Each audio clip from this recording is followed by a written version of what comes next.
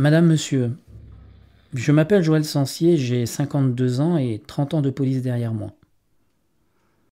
En vous envoyant cette vidéo, j'ai conscience de commettre un acte grave, mais c'est une question de conscience.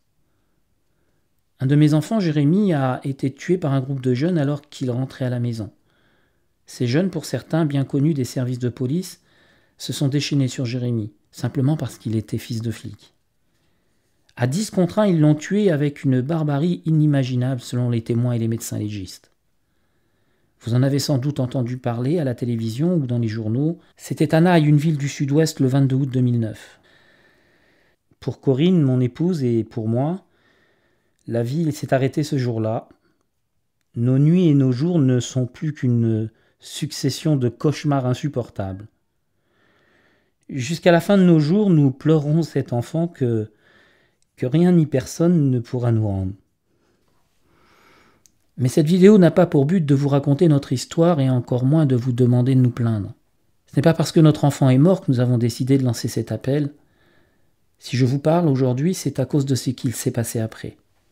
Car cela concerne tous les citoyens qui un jour peut-être auront affaire comme nous à la justice, et nous ne voulons pas que d'autres connaissent ce que nous avons connu.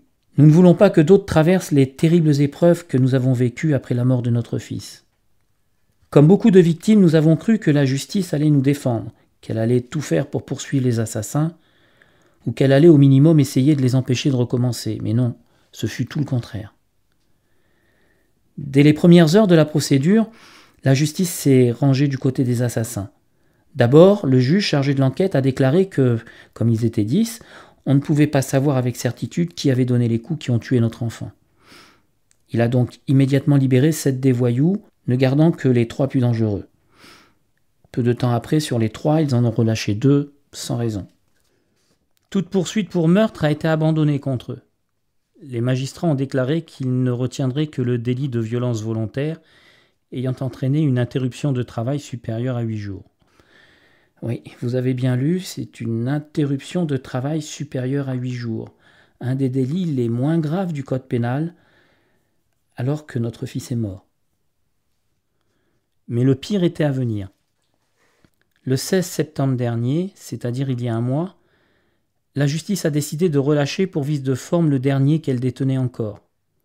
Cet individu est pourtant le danger public qui a avoué être l'auteur de multiples coups de couteau sur notre fils. Un coup qui a traversé son cœur, un coup qui a traversé sa boîte crânienne et d'autres qui l'ont défiguré. Mais la justice l'a libéré pour vice de forme. Quel vice de forme! Ces avocats ont demandé une mise en état du dossier de leur client le 25 octobre 2010.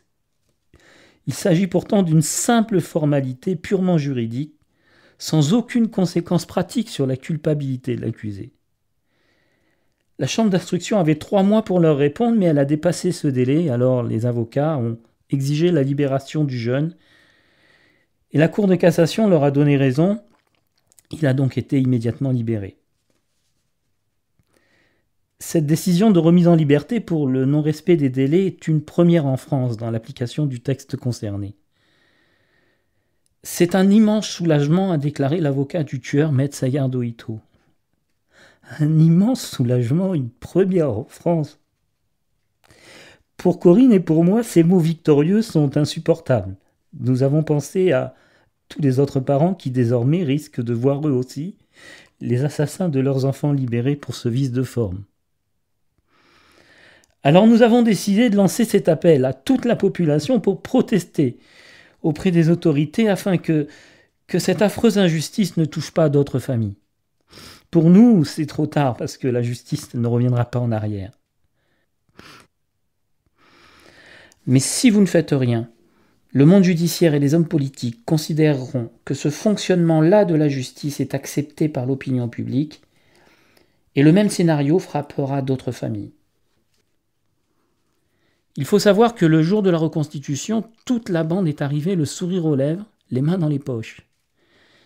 Ils se sont amusés à raconter et re-raconter le meurtre en changeant de version à chaque fois, comme pour se moquer des gendarmes ou de nous.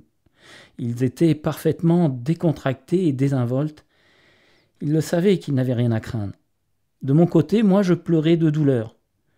j'ai commencé à comprendre que la justice était en train de nous lâcher. Sur le pont à l'endroit de la reconstitution, un gendarme s'est approché de moi. C'était pas pour me dire un mot de sympathie, non. Il m'a présenté une convocation à la gendarmerie. Une plainte avait été déposée contre moi pour subornation de témoins et je devais être entendu par les gendarmes. Je me suis retrouvé sur le banc des accusés parce que j'avais demandé à un témoin du meurtre de se manifester auprès des autorités. On m'a expliqué que ce n'était pas à moi de le faire, je devais laisser la justice faire son travail. J'ai même risqué des poursuites pénales car j'avais parlé d'un des meurtriers de mon fils en disant que c'était un enfoiré. Son avocat me menaçait d'un procès en diffamation. C'est alors que mon épouse et moi, nous avons décidé de ne plus nous laisser faire. Au lieu d'attendre passivement le procès, nous avons décidé de rejoindre l'Institut pour la justice. L'Institut pour la justice est un organisme indépendant qui regroupe des juristes, des victimes et des citoyens qui œuvrent pour réformer la justice française. Cet institut a élaboré un pacte 2012 qui sera présenté à tous les candidats à l'élection présidentielle pour demander des réformes urgentes du système judiciaire. Vous pouvez contribuer aujourd'hui à faire passer ces réformes et à sauver des victimes futures en signant le pacte 2012 pour la justice en cliquant sur le bouton ci-dessous. Car si nous sommes des centaines de milliers de citoyens à soutenir ces propositions de réforme, les candidats seront obligés de nous écouter. C'est une question de poids électoral, mais c'est aussi une question de conscience et de justice.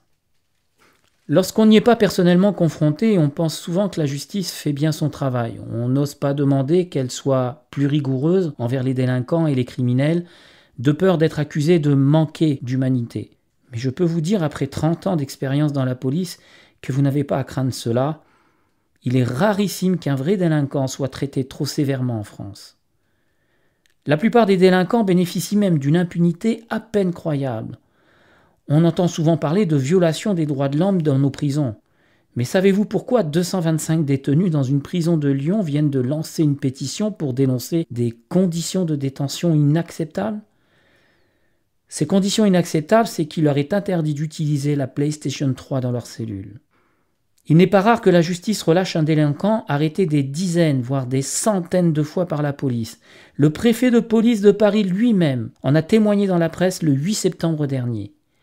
Il a cité le cas d'un homme qui venait d'être arrêté pour la 97e fois. Peut-on imaginer pire mépris pour les victimes ? Des dizaines de milliers de personnes âgées sont cambriolées chez elles chaque année sans qu'on ne se donne même plus la peine de rechercher les coupables parce qu'on sait qu'ils seront de toute façon relâchés par la justice. Des femmes se font violer ou disparaissent et on laisse leurs agresseurs libres de recommencer sous des prétextes dérisoires. Aujourd'hui, il est grand temps que les candidats aux élections s'en aperçoivent. Mais si nous voulons être sûrs qu'ils se prononcent officiellement, alors il est indispensable que nous soyons des centaines de milliers à signer le pacte 2012 de l'Institut pour la justice. J'espère que vous allez le signer et transmettre cette vidéo à tout votre entourage. Il ne s'agit pas de mesures répressives et encore moins de réclamer un retour en arrière. Il s'agit simplement de recentrer la justice sur sa mission première de protection des citoyens.